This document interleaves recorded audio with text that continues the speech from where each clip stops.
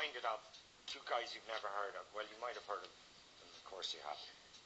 B.B. King says to Bono in Rattling Home, he says, how old are you? And Bono says, whatever. He says, there's some heavy lyrics for a young man. That's some heavy soul for a 16-year-old man. Where do you pull that from? I don't know. I guess well, my family say I'm an old soul trapped in a young body. It's weird. I think I've grown up surrounded by people who are older than me. So I grew up with my older brothers and sisters. I was massively influenced by my grandfather with all the old crackly records like Billie Holiday, Frank Sinatra, Ella Fitzgerald. So I guess it's just influenced me.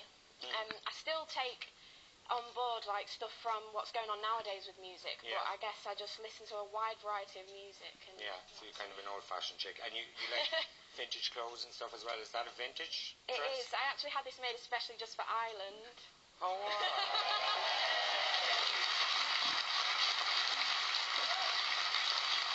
And it's gorgeous. So tell me, how have you been since the X Factor? What have you been up to? Oh, it's been absolute manic. Since the show, I've come away and, do you know what, it's probably the best thing that's ever happened to me, because when I was in the show, I felt like I was under a lot of pressure, and there was this whole favourite thing to win, and like, you've got 5 days to literally knock down a song, make sure it's a song that the whole public like, that 4 judges like, and that you love as well. It's a tough one, it is, and like, I am young, so I did feel the pressure a bit, but coming away from it, I've just had so many opportunities now. I got to perform, I was invited by Mitch Winehouse to sing for the Amy Winehouse Foundation. Yeah, the day after I came away from the show, and it was just such an honour to be there, because she's a massive icon of mine and someone who I was in awe of, and getting to sing for an event like that, it was something special, something I'll always remember. What else have I done? I sang for the Olympic Team GB ball as well, which was incredible, in front of all the Olympians. Just absolute manic. I think the only day I've got off now is Christmas Day. Okay, we'll enjoy that. Yeah, I will do. And of course you're here as well, which I'm sure is another big first for you. Absolutely, It's my first time in Dublin as well. Really? Oh, great, we'll enjoy it. Now, it all started with something that's become one of those kind of X Factor moments. I guess 10 or 12 million people watched it at the time, and I know about 12 million people have watched it on YouTube since, which was your audition. Let's just remind people of it. We'll take a little clip. I won't let you get me down. You try to hurt my feelings, you stop me dreaming, but here I draw the line. I wish you luck in life and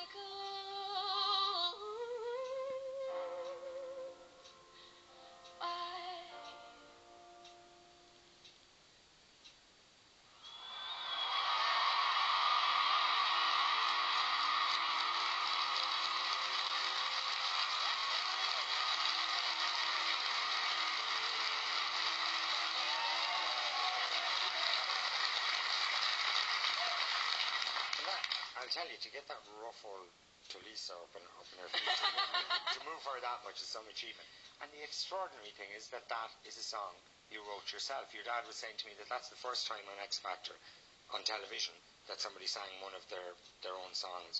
It's a song it's kind of inspired by your granddad, yeah? Yeah, it's a song that, it's weird. A lot of people have said, why is it about your granddad? You're talking about hating somebody here, and I did not hate my granddad, so I'll just clear that one up. I adored my granddad, and he gave me a lot of amazing advice before he passed away when I would only have been about 7, and I think when it comes to me and my songwriting, I just kind of connect with an emotion, whether I'm feeling really happy, really angry, really sad. Obviously, at that day, I was just feeling really angry, and the lyrics just kind of flowed out of me, and I took on board advice that he used to give to me and put it into a song. So when I sing it, I just think of him, and that brings the emotion out in me, I guess. Lovely. And people who haven't seen that before will have been thinking that there's a touch of Adele about you, and a lot of people saying, oh, she's the new Adele, and even Adele, I believe, was kind of saying she's the new Adele. So no pressure anyway. No pressure. No, I did get a tweet off her when I was on the show, which was absolutely insane. And but you're saying you're an old soul.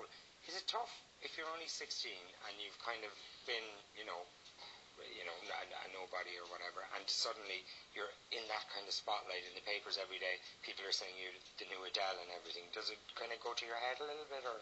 No, it does quite the opposite. It's strange. Like after my live audition was aired on TV, the next day I woke up and it was all in the papers and everything. But I just had a completely normal day with my family at home and didn't watch the news, didn't look at papers, didn't buy anything. I didn't want to buy into it because it was just, to me, it's just a song that I sang and people responded to it. But it's amazing what this show has done to me. Like, if I look back 6 to 9 weeks ago, nobody had a clue who I was.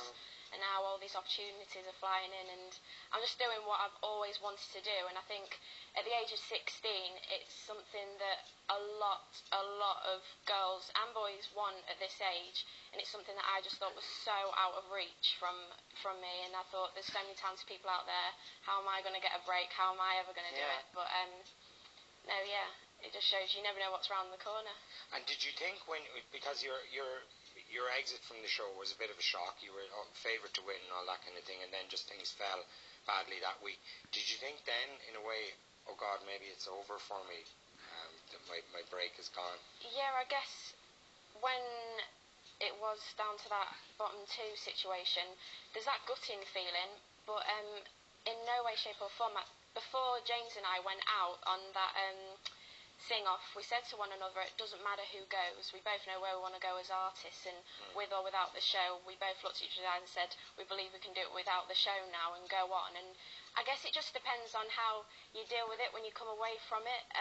Like, I've had my family to just completely bounce back on, and all I've been fed with is positive energy, so I feel kind of relieved coming out of it as well. Because you know what I think? I think the kind of artist you are and the kind of singer you are, you're probably better off not going out there as winner of X Factor. Does that strike you at all? I guess so. I guess that there's pros and cons to everything, but absolutely, it's happened now, so I'm going to take it in a positive way, and I'm just going to, hopefully, this time next year, prove that I'm here for a reason. Because you have a bit of news in terms of there's lots of record companies looking for you, but so it is decided now you're going to sign a big deal with Sony. Is that right? Yeah, today's the first day I can announce I'm signing with Sony.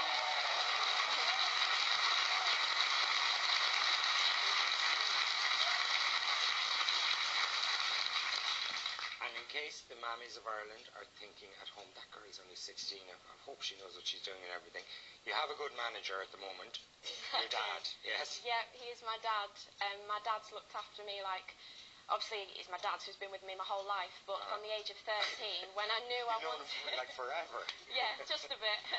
No, since I was about the age of 13, I always had it in my head that I wanted to sing, and I guess he started taking it a lot more seriously as I got older and older and older, but it's the best thing to have around me, to have my dad, because nobody's going to look after me the way he does and care for me in that way. And in the future, like, whatever happens with management and everything, like, that could chop and change, but I'll always have him there with me no matter what. Yeah.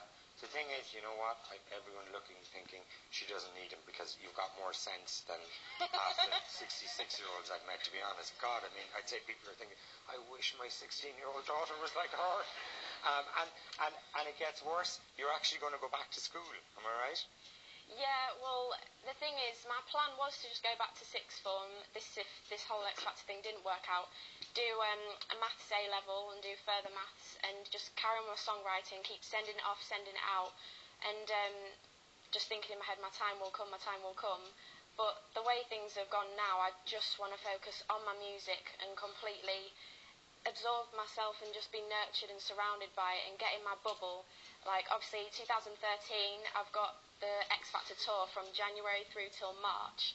Then from there, I'm just so excited to go into a studio and finally do what I've always wanted to do. Incredibly exciting. And you have a load of songs written yourself and everything ready to go yeah, and all that? I have already written stuff, but I can't wait to write new stuff because I haven't written all the way through the period of being on that show. And I've experienced so much and unlocked so many emotions that I never felt before. So it's going to be really exciting. It is. Ellie, you're a remarkable young woman and you are a very special talent, I think. Ladies and gentlemen, Ella Henderson.